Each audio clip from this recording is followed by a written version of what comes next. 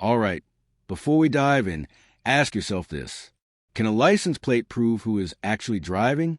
Because that's exactly what this case hangs on. Let's see how thin the ice gets. How do you know it was her that was driving? The license plate matched the one with the... Yeah, I understand. Do we have anyone that puts her in the car driving? Yeah, the witness, Judge. They actually sees it's her? No, but the witness sees the license plate as a description of the vehicle, and when officers search the license. All right, Ms. Wilsheimer, you're charged with driving while intoxicated. You're facing up to 6 months in jail and or a $2,000 fine. We are going to do probable cause. You have the right to remain silent. Anything you say can or will be used against you. You have the right to have an attorney present. If you cannot afford one, one will be appointed to you, man.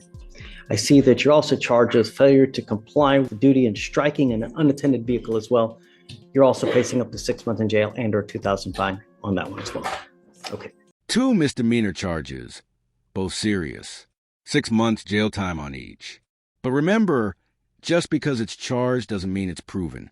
The real challenge, proving she was driving and intoxicated at the same time.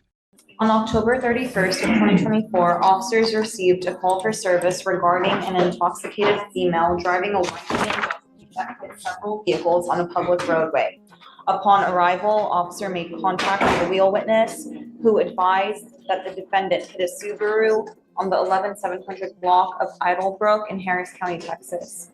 Officers searched the license plate on the defendant's vehicle, and it went to the registered owner's address.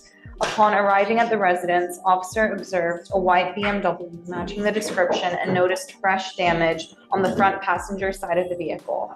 Officer made contact with the defendant's wife, who stated the last person operating the motor vehicle was the defendant. Upon contact with the defendant, she admitted to hitting a vehicle.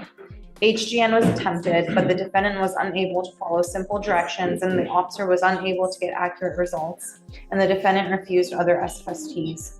DICs were read but refused, and a blood warrant was signed and executed. Officers made contact with the complainant, the owner of the hit motor vehicle, whose back bumper has been scratched and detached from the car as a result. So we've got damage on the car, a match on the license plate, and the defendant admits to hitting something. Seems solid, but no one actually saw her crash the car. That matters big time. Collision. No prior criminal history, Judge, and eligible driver's license. How do you know it was her that was driving? The license plate matched the one with the... Yeah, I understand. Do we have anyone that puts her in the car driving? Yeah, the witness, Judge. They actually sees it's her? No, but the witness sees the license plate as a description of the vehicle, and when officers searched the license plate, it went to their address. I know it's her car, but yes. Do you have anyone that identifies her as a driver? Number one, they get her at the house. How do we know she's not consuming alcohol right when she gets to the house? She doesn't become DWI, or she's not drinking at the house. Now listen closely. This is the legal heart of the case. The judge is laser focused on 2 questions. Was she driving and was she drunk at that time? Without clear proof of both, the DWI charge starts to wobble. A lot of issues. Yeah. You might give me a couple moments. And we'll take your time. Look at that. You want to come back a little bit later? You want like 10 minutes? Even less, Judge. I'm just going to check the offense report and see okay. what I got. Yeah. 5 is okay. Thank you. You've got A, you've got C, but you don't have B yet. Yes, you know? Judge. No, we understand. So I have several issues with this, Michael. First off, how do you prove it was her driving? Number one. Number two, how do we know she was DWI at the time she was driving and not she gets home and she just starts getting loaded? Yes, Judge. I have answers to both of those questions for you. Okay. So the defendant driving the vehicle strikes somebody on the highway. I'll connect that later on. They find the license plate because the witnesses, I give them the license plate. They run it. The registered owner of the vehicle is the defendant. They go to her house. Her wife answers the door. Her wife states the defendant's the last person that drove the vehicle. Okay. The defendant was contacted. She admits to driving the vehicle and striking somebody on the highway. Okay. And she admits, I'm sorry. She first admits that she was driving and drinking, but she did not admit to striking somebody on the highway.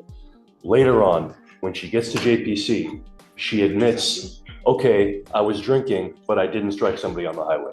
So she has multiple inconsistent statements. First, she says, yes, I struck somebody, but I wasn't drinking. Then she goes to JPC and then she says, right before they do the blood draw, because she declines the breath test and they say, okay, we're gonna get a warrant. We're gonna get your blood anyways and know your alcohol content. She says, okay, well, I was drinking, but I didn't strike somebody on the highway. And I wasn't driving. Okay. But the witness identifies. The failure, right, to the FSGI. Well, she admits to drinking, Judge, while driving. That in and of itself is not sufficient. You know, at the time, we don't know. Does she have bloodshot eyes, slurred speech? Do we know? All we have is just one admission of drinking. That's it.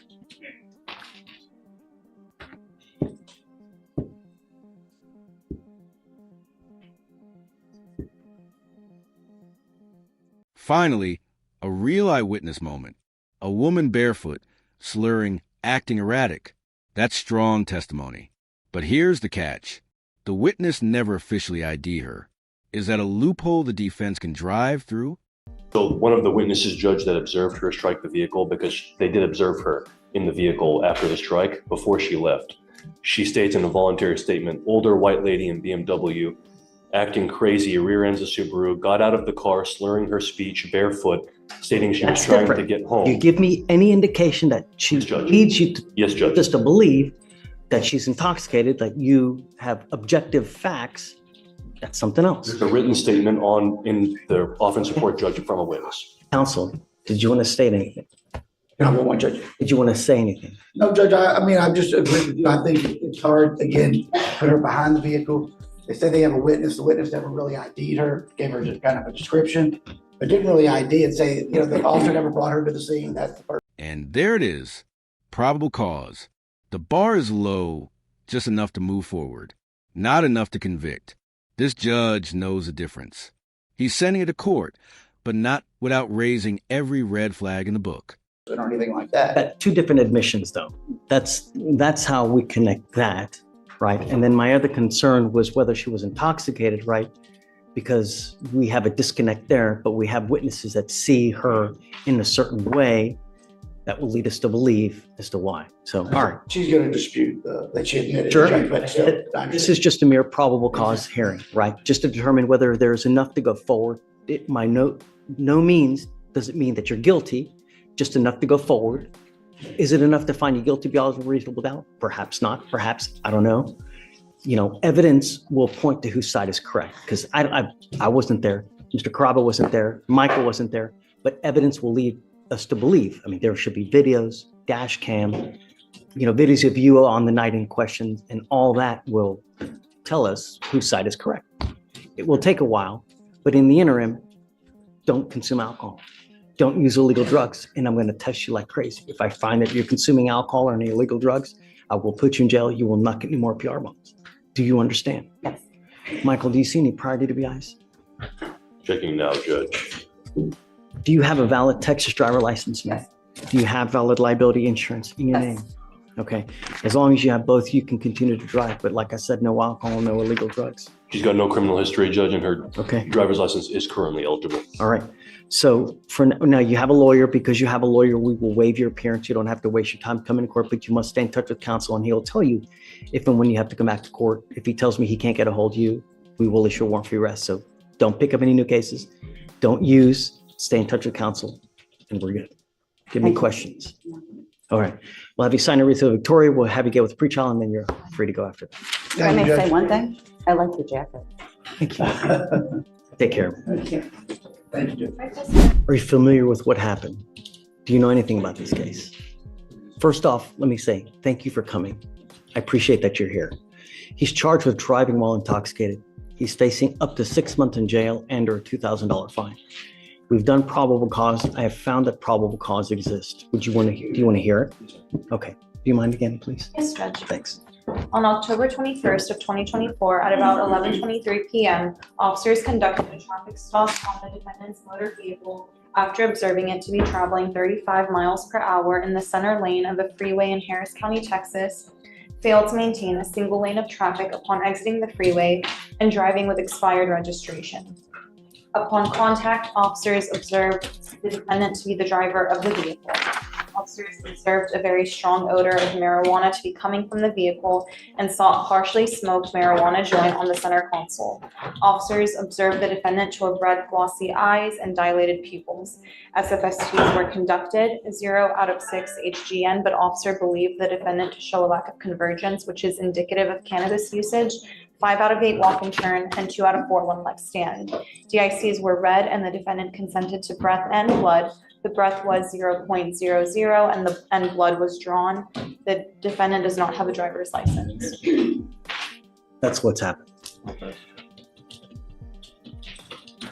No more marijuana. I'm sending you now for a drug test. I want to know what, if anything, is in your system, and you're to come right back. If you fail to go take the test, if you fail to come back, I will revoke your bond. You do not have a Texas driver license. You are not allowed to drive. I am also making that a condition of your bond. Do you understand? Sir. You are 17 years old. You have your life ahead of you. You are doing nothing at this point when you should be, at a minimum, in high school trying to get your degree. I'm now also making that a condition of your bond. You are to get back into high school or get your GED. And I'm going to bring you back in 2 weeks, and I want to see what you have done to start that. If you've done nothing, it's not going to go well. Do you understand, Mr. Cuellar? Yes, sir. He lives with you. He actually does. He actually lives with me now, but he just got here like 2 weeks, like maybe a couple weeks ago. So he's been living with his grandparents out of Victoria. Okay. He's not even from there. Is he behaving with you? Okay. The whole point has been kind of like a problem with him living down there. So that's why I got him and try to get him down. Has he been having a lot of issues down there? Not that I know of. I don't know of the issues down there. I'm just becoming aware. You know what I'm saying? We just kind of like connected and trying to make everything right now. This is not a good way to start through your life. You look high as hell right now, Mr. Cuellar. I mean,